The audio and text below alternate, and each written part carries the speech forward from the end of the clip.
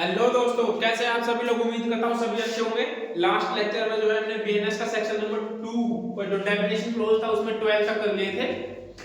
12 तक good faith तक कर लिए थे, शायद से गुड फेथ गवर्नमेंट तक, सॉरी।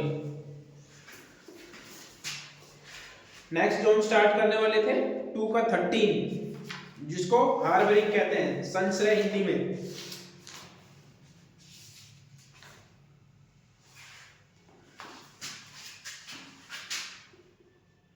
टू का 13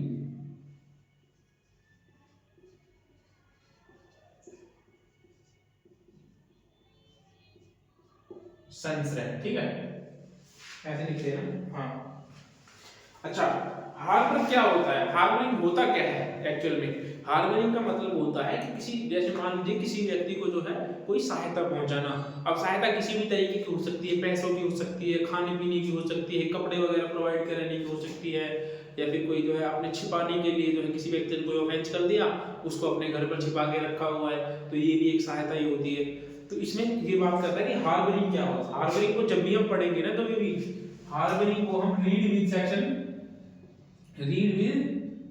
249 एंड सेक्शन 142 62 है, 4 है, 64 है, 64 को मैं देख लेता हूँ, एक मिनट रुको।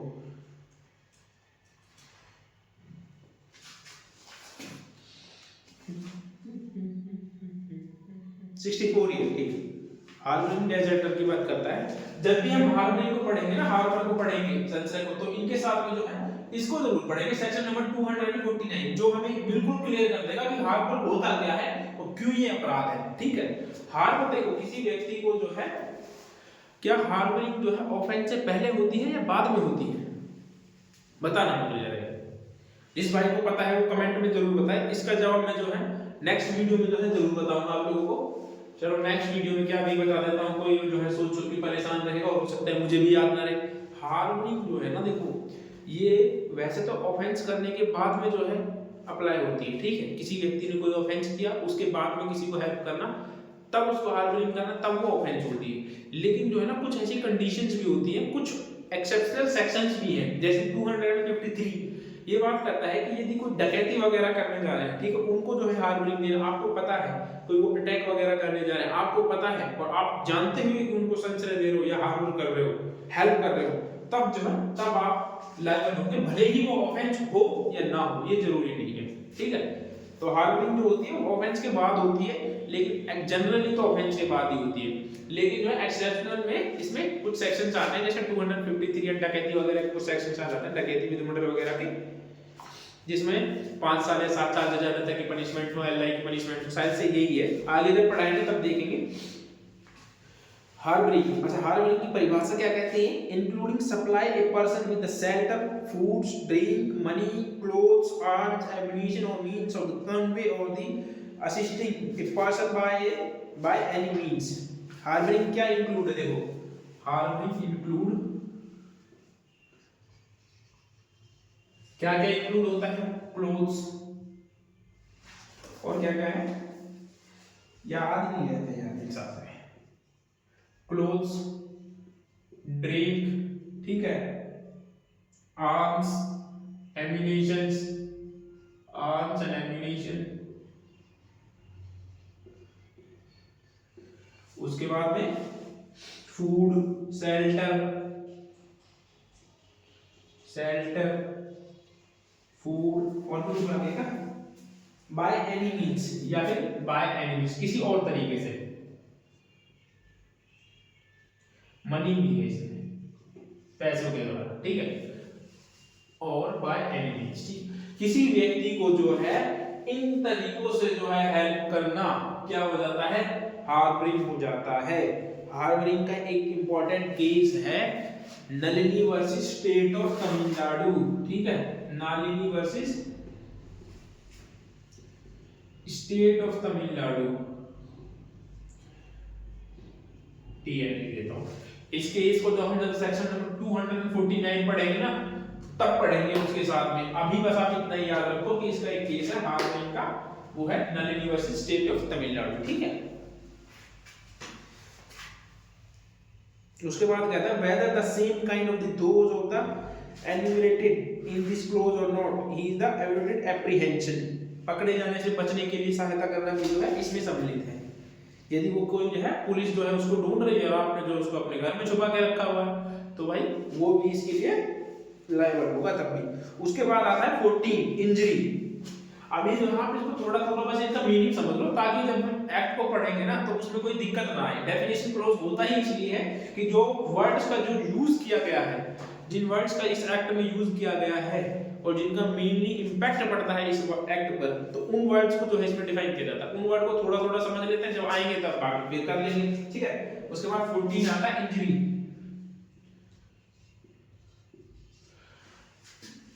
मैंने बताया कि अल्फाबेटिकल ऑर्डर में है, इनको याद कर लेना आप, इनमें से क्वेश्चन पूछ लेते हैं, आपको याद होने चाहिए सारे। इंजरी क्या होता है? इंजरी मींस किसी व्यक्ति के, किसी जो पर्सन है उसकी बॉडी को इंजर करना, ठीक है। बॉडी के साथ साथ जो है उसकी प्रॉपर्टी को भी इंजर्ड करना। प्रॉपर्टी भी इसमें इंक्लूडिंग है, इंजरी में क्या क्या इंक्लूडिंग है?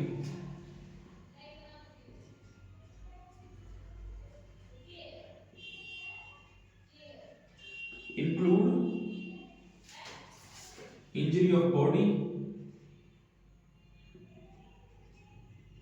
ह्यूमन बॉडी,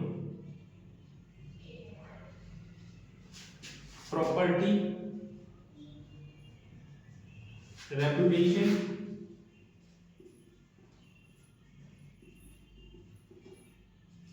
या फिर जो है किसी की रेपुटेशन को भी यदि कोई क्षति पहुंचा रहा है ना तो उसको भी इंजरी मानेंगे, यदि कोई रेपुटेशन को भी डैमेज कर रहा है तो।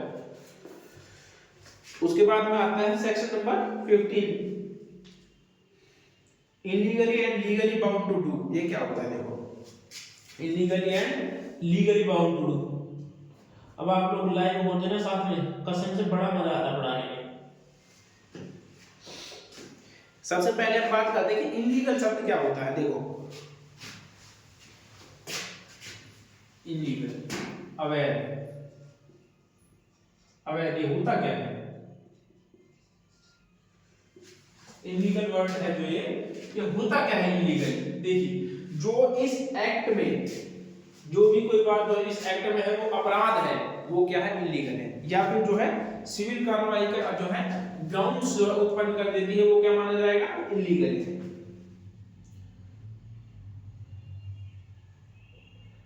अवैध शब्द प्रत्येक जो अपराध में है, प्रत्येक जो अपराध है, ठीक है, या सिविल कार्रवाई के, सिविल प्रोसीडिंग के ग्राउंड्स बना देती है, ठीक है।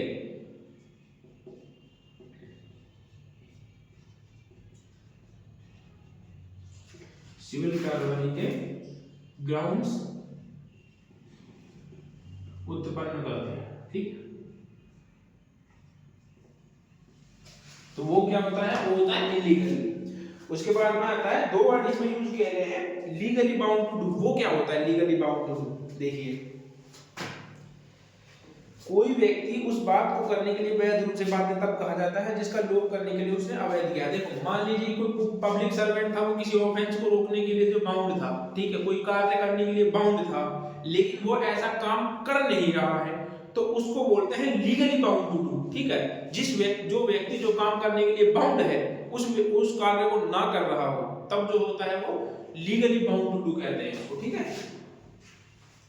वैध रूप से आपत्ति कहा जाता है जिसका लोप करने के लिए उससे अवैध है, तो ये होता है इलीगल। इसको याद रखना, ज्यादातर इसमें से पूछा नहीं जाता है। उसके बाद आता है सेक्शन 16 जज। 15 मैंने कर लिया, 16 के बाद 16 पाते हैं जज। जज कौन होता है?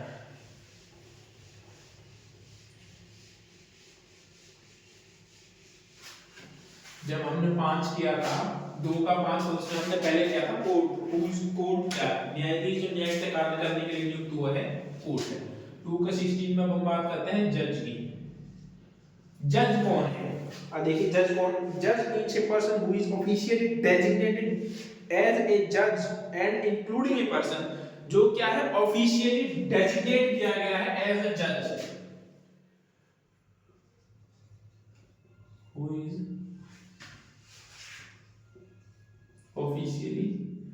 designated a judge and other person में कौन है, देखो other person में, ठीक है, अरे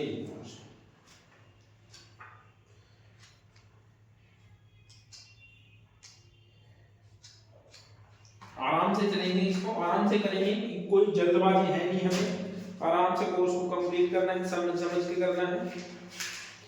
तकरीबन 2-2.5 महीने जो है इसमें लग जाएंगे, कोशिश करेंगे जल्दी करवाने की, इतना टाइम तो नहीं लेंगे।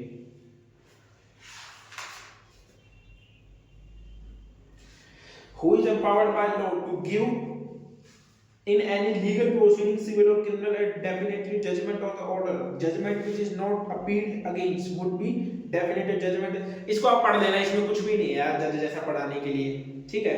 तो विधिक कार्रवाई जो सिविल और क्रिमिनल दोनों को कौन कर सकता है, जो जजमेंट दे सकता है, जिसके खिलाफ जो अपील ना हो, अपील ना जो जिसकी जजमेंट जो है अपील न होने पर अंतिम हो जाए, तो ये सब चीजें जो है ये बताते हैं। या फिर जो उसके बाद आता है लाइफ, अच्छा जे के बाद आता है के एल, के से कोई वर्ड नहीं, एल, एल से आता है लाइफ, 17 में है लाइफ, ठीक है। लाइफ की किसकी बात करता है, ह्यूमन लाइफ की, लाइफ इंक्लूड ह्यूमन लाइफ, ठीक है। 18 में एल से 2 आते हैं, 2 अल्फाबेटिकल से 2 आते हैं, एक लाइफ होता है, एक होता है लोकल लॉ।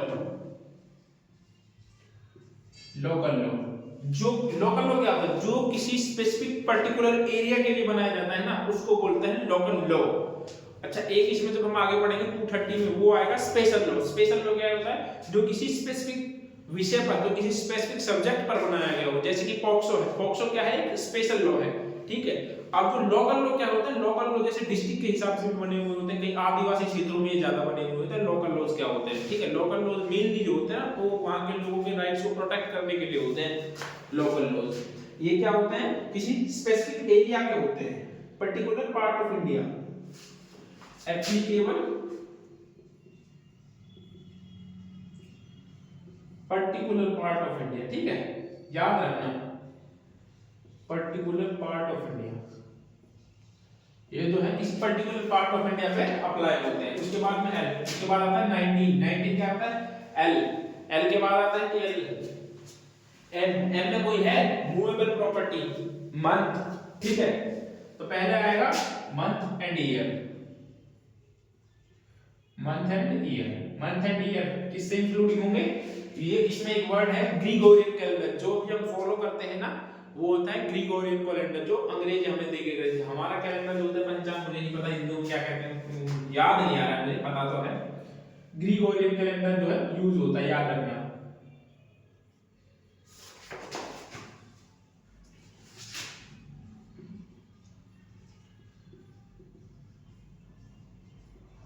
ग्रीगोरियन कैलेंडर, इसको सिर्फ इतना याद रखना, मंथ एंड ईयर में कौन सा अप्लाई होता है, ग्रीगोरियन कैलेंडर, ठीक है। अरे नहीं यार ये 20 है, ठीक है, ये 20 है, 19 नहीं है, 19 का मैन है पहले, मैन इंक्लूडिंग, मैन में कौन कौन इंक्लूड होता है, including any age of mail, any age of mail, याद रखना इसमें कोई स्पेसिफिक एज नहीं दी रखी है मैन में, any age of man, sorry male, any age of male. Month and year में याद रखना ग्रीगोरियन कैलेंडर ही अप्लाई होता है, तो ग्रीगोरियन कैलेंडर पूछ लेता है कि मंथ एंड ईयर में कौन सा इंक्लूड है, किससे गणना होती है, ग्रीगोरियन कैलेंडर से, याद रखना इसको। वर्ष या जो महीने की गणना होती है ना फिलहाल इससे होती है। उसके बाद आता है 21 movable property. What is movable property, movable property क्या है,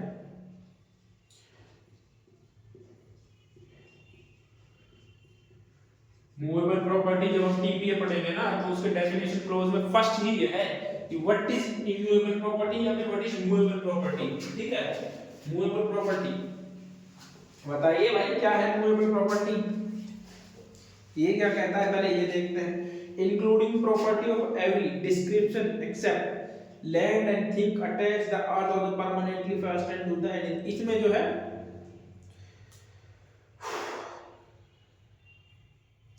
इसमें जो है जो डेफिनेशन दे रखी है ना वो दे रखी है मूवेबल प्रॉपर्टी की। इसमें कहा गया है कि कोई भी चीज जो किसी लैंड से अटैच है, ठीक है, जो जमीन से, जो कोई भी वस्तु या चीज है जो जमीन से या भूमध्य भाग से जुड़ी हुई है परमानेंटली, उन सबको क्या बोलते हैं? उन सबको बोलते हैं इमूवेबल प्रॉपर्टी। इससे अलग जितनी भी सारी चीजें वो मूवेबल प्रॉपर्टी हो जाएगी, ठीक है। उसके बाद आता है सेक्शन नंबर सबसेक्शन सब क्लोज 22 नंबर्स। नंबर्स को आप पहले पढ़ लेना, नंबर्स में कुछ नहीं है। ओथ को आप पढ़ लेना। ओथ वो होती है जिसको पब्लिक सर्वेंट के सामने किया जाए और न्याय कोर्ट में जो है एज ए प्रूफ के रूप में जिसको यूज किया जा सकता है। ओथ को लिखवा देता हूं, 22 है ना, 23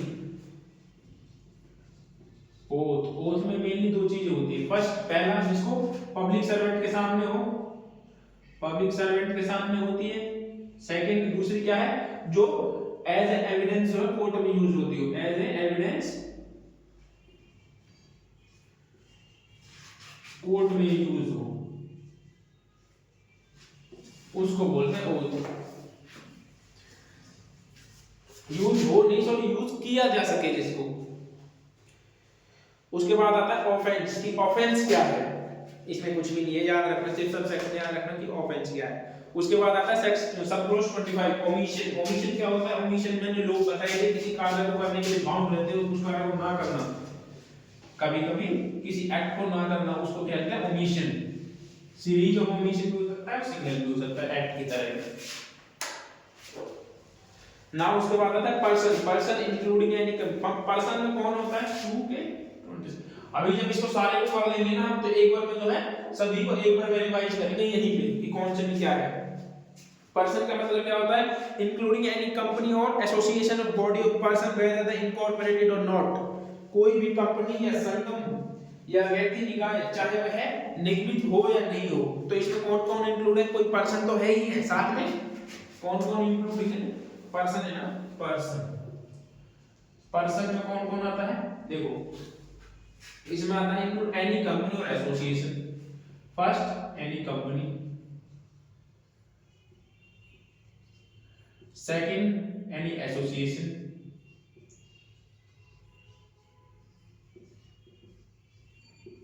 थर्ड, कॉर्पोरेटेड और incorporated body of person.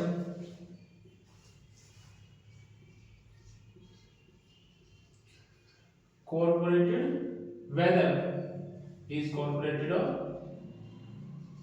whether is corporated or incorporated। तो ये होता है पर्सन। पर्सन में क्या क्या इंक्लूड होता है? Any company, any association, any body of persons whether is corporated और इनकॉर्पोरेटेड। इसमें ऐसा कुछ है नहीं। अब आता है public.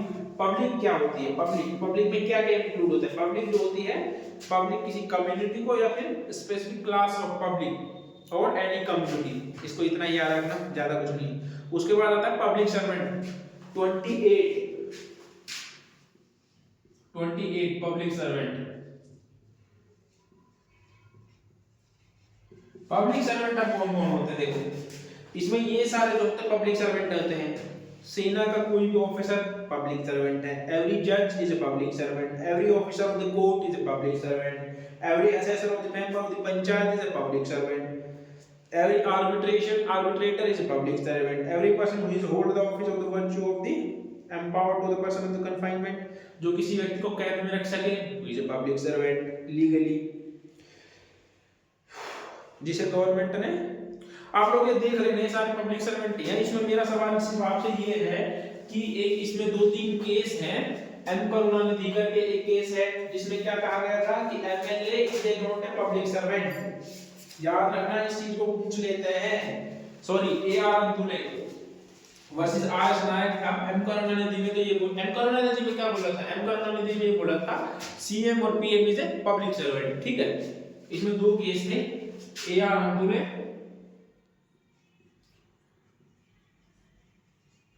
Versus R S Nayak. इसमें क्या बोला था, इसमें ये बोला था कि जो एमपी और एमएलए होते हैं ना वो एक पब्लिक सर्वेंट नहीं होते, ठीक है। MP and MLA is not a public servant.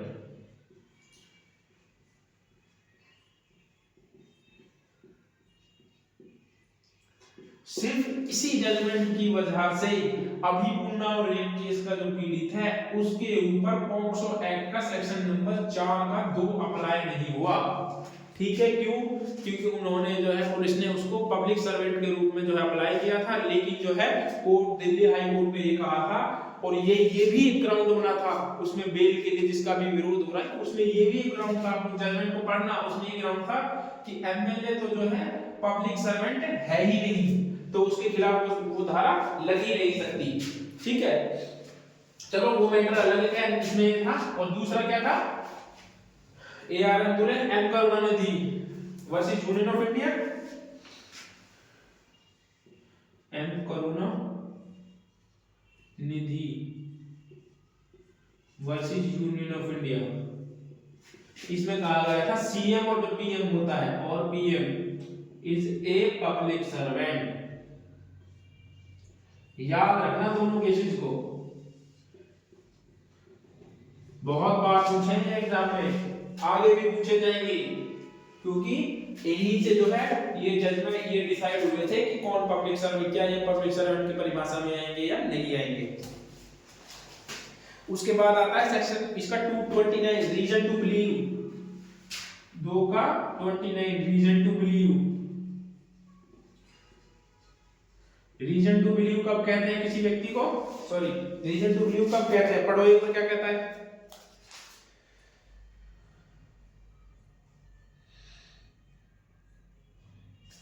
देखो इसमें कहता है कि किसी व्यक्ति को जो है किसी बात का विश्वास होता है, तो ये तब कहा जाएगा जब उस व्यक्ति को उस बात पर रियल में विश्वास हो, ठीक है। किसी को जो है कोई बात ये कहता है कि मुझे इस पर विश्वास है, लेकिन उसको उस चीज पर वास्तव में जो है विश्वास नहीं है रियल में, ठीक है। मैं आपके सामने कह दूं कि हाँ जो है इसने जो है इसका मर्डर किया है, मैं एक तो विश्वास के साथ बोल रहा हूँ, लेकिन जब भी मुझे पता है कि इसने नहीं किया, अपने में झूठ बोल रहा हूँ, तो वो जो होगा रीजन टू बिलीव नहीं होगा। रीजन टू बिलीव वो होगा जिसको मुझे विश्वास है कि ये इसने किया है, और जो है उस पर विश्वास करने का पर्याप्त कारण रखता है, तो उसको बोलते हैं रीजन टू बिलीव।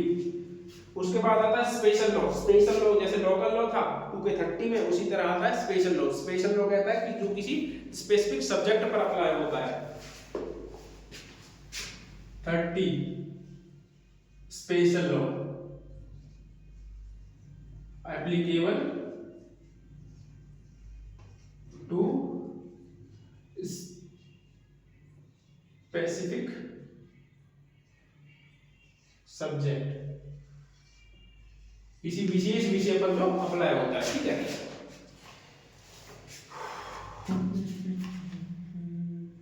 उसके बाद आता है वैल्यूएबल सिक्योरिटी। वैल्यूएबल सिक्योरिटी क्या होती है, कोई भी जो है डॉक्यूमेंट या ऐसा कोई डॉक्यूमेंट जिसे बाद में जो है किसी वैल्यूएबल सिक्योरिटी के रूप में बनाया जा सकता है, उसको बोलते हैं वैल्यूएबल सिक्योरिटी। ट्रांसफर्ड रिस्ट्रिक्ट, ये देखो इसमें बोल रखा है whereby any legal right is created, जो कोई भी डॉक्यूमेंट जो कोई लीगल राइट क्रिएट कर देता है, एक्सटेंड कर देता है, लीगल राइट को बढ़ा देता है, या फिर उसको ट्रांसफर कर देता है, ठीक है, या फिर किसी लीगल राइट को रोक देता है, रिस्ट्रिक्ट कर देता है किसी राइट को, ये एक्सटिंग्विश और रिलीज, या किसी को निर्मुक्त कर देता है, छोड़ देता है, of any person in the acknowledge his lie under the legal liability और has not a certain legal right, तो उसको बोलते हैं वैल्यूएबल सिक्योरिटी। उसके बाद आता है 32 बात करता है वेसल की। वेसल जो कोई वाटर पर जो चलते हैं ना उनको बोल, वाटर पर जो चलते हैं पानी वाले उनको वेसल बोलते हैं, मानव द्वारा बनाए गए जो।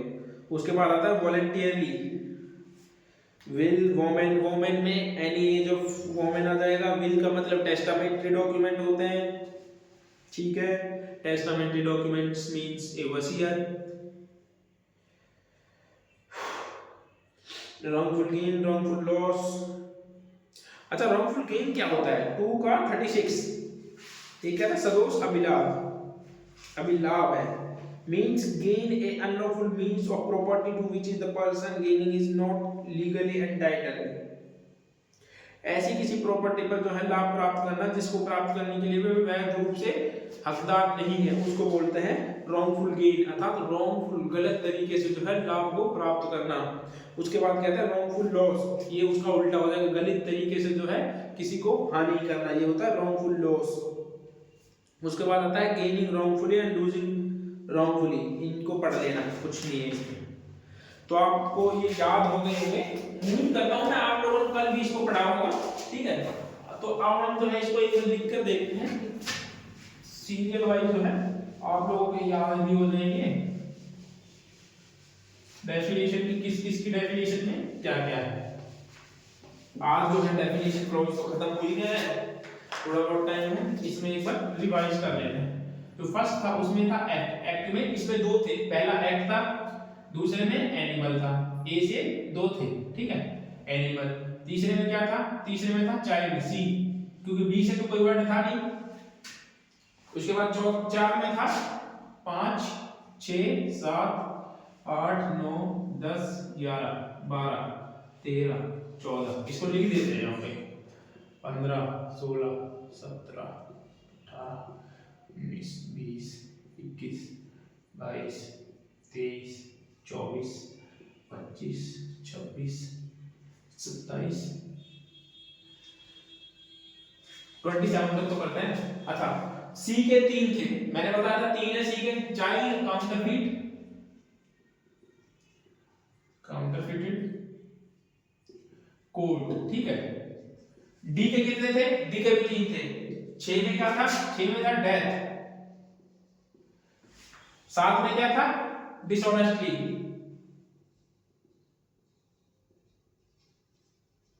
8 में क्या था, 8 में था डॉक्यूमेंट,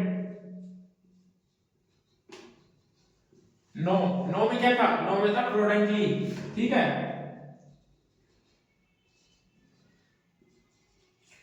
10 में क्या था, एफ के बाद आता है जी, जी में क्या था, जेंडर था, गुड फेथ था, आई थिंक जी में था जेंडर, जेंडर में जो है ही वर्ड का यूज किया गया था सबके लिए, ठीक है, ट्रांसजेंडर के लिए भी, मेल के लिए भी और फीमेल के लिए भी। ट्रांसजेंडर को जो है कब लीगल राइट दिया गया था, NALSA versus union of India, case का नाम याद रखना, NALSA versus union of India, NLSA versus union of India, इस केस में। 11 गुड फेथ, गुड फेथ ही है ना, आप लोग याद करना, इसी तरीके से रिवाइज करना। 12 में क्या होता है, गवर्नमेंट, ठीक है, गवर्नमेंट में क्या था, गवर्नमेंट में स्टेट गवर्नमेंट और सेंट्रल गवर्नमेंट इंक्लूड थे। उसके बाद 13 में क्या था, हार्बर, 14 में क्या था, इंजरी,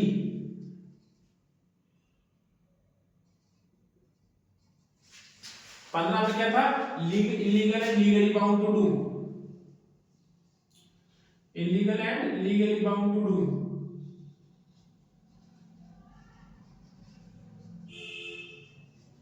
उसके बाद 16 में क्या था, 16 में था जज, आई के बाद जे, जज था, जे के बाद के से कोई वर्ड था ही नहीं, के एल, एल से क्या था, लाइफ। उसके बाद लोकल लॉ, लोकल लॉ के बाद क्या था, एल के बाद एम, एम से क्या था, मैन, फर्स्ट था मैन, सेकंड था month and year, month and year कौन सा कैलेंडर अप्लाई होता है, ग्रिगोरियन कैलेंडर,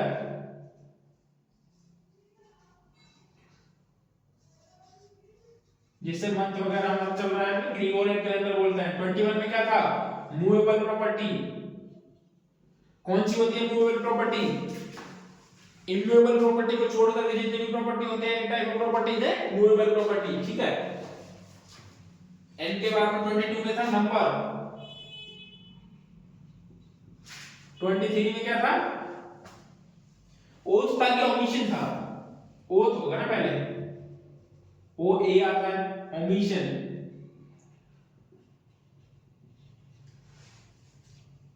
नहीं ओमिशन नहीं, ऑफेंस होगा, ऑफेंस, एफ पहले आता है, उसके बाद ओमिशन, तीन थे वो से, उसके बाद क्या था, उसके बाद आता पी, पी से क्या था, person, public and public servant. तो फर्स्ट था पर्सन 26 में पर्सन, उसके बाद पब्लिक, उसके बाद आता 28 में क्या था, 28 में था पब्लिक सर्वेंट, है ना, पब्लिक सर्वेंट। उसके बाद 29 में क्या था, रीजन टू बिलीव, बी के बाद आ रहा था रीजन टू बिलीव।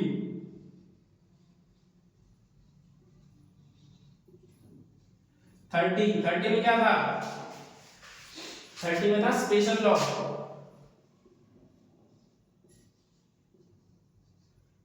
31 में क्या था,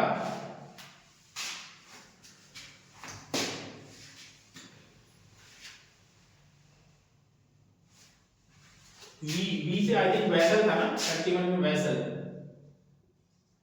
32 में वॉलंटियरली।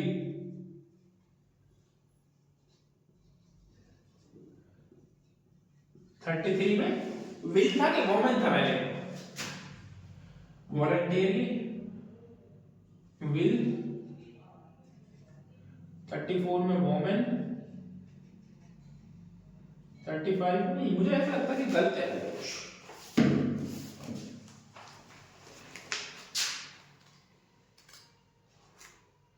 33 का गलत है ना, वैल्यूएबल सिक्योरिटी इसमें रह गया है, मैं वही तो कहूँ, इसमें एक रह गया, हो जाती है गलती।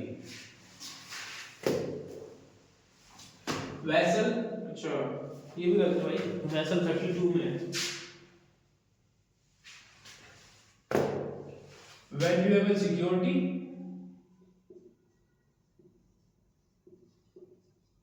उसके बाद वैसल, फिर विल, फिर सॉरी वॉलंटियरली आएगा, फिर विल आएगा, वॉलंटियरली विल। अरे यार क्या,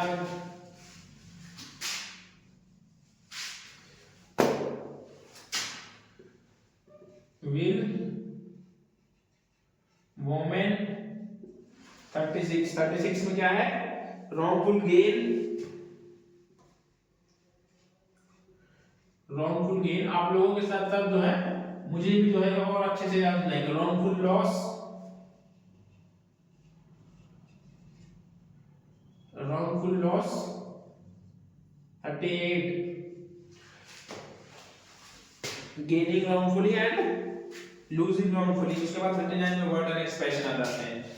तो ये जो है सब क्लोज, इसके जो डेफिनेशन क्लोज था वो एक कंप्लीट। अब जो है हम कल से जो पढ़ेंगे जनरल एक्सप्लेनेशन, इसका जो 3 का 5 है भाई, वो जो है कॉमन इंटेंशन वाला, वो बड़ा इंपॉर्टेंट है। उसमें एटलीस्ट 1 से 2 दिन लग जाएंगे उस अकेले लेक्चर में, उस अकेले सेक्शन में 3 के 5 जो है। इनमें तो बाकी में तो 10-20 मिनट ही लगेंगे मैक्सिमम, क्योंकि हमें आराम से चलना है, समझते हुए चलना है, कोई भी चीज जो है छोड़नी नहीं है, टाइम बहुत है हमारे पास। क्योंकि अभी ज्यादातर मेरे हिसाब से एपीओ या यूपी एपीओ और बिहार एपीओ के ही एग्जाम है। हम कितनी भी कोशिश कर रहे हैं फास्ट तो पढ़ा देंगे, लेकिन फिर वही बात है कि जो फास्ट पढ़ाने में आएंगे तो ये छूट जाएगा। तो पहले करते हैं कि रेगुलर को आराम से कंप्लीट करते हैं, उसके बाद में जो है फास्ट रिवीजन दोबारा से करा देंगे इनका। आई होप आप लोगों को समझ में आ रहा होगा। आज का लेक्चर जो है यही समाप्त होता है। आज के लिए इतना ही पर्याप्त है। कल से जो स्टार्ट करेंगे सेक्शन नंबर 3 से स्टार्ट करेंगे। यदि आप लोगों को वीडियो अच्छी लगी हो तो लाइक शेयर और कमेंट जरूर करें। Thank you.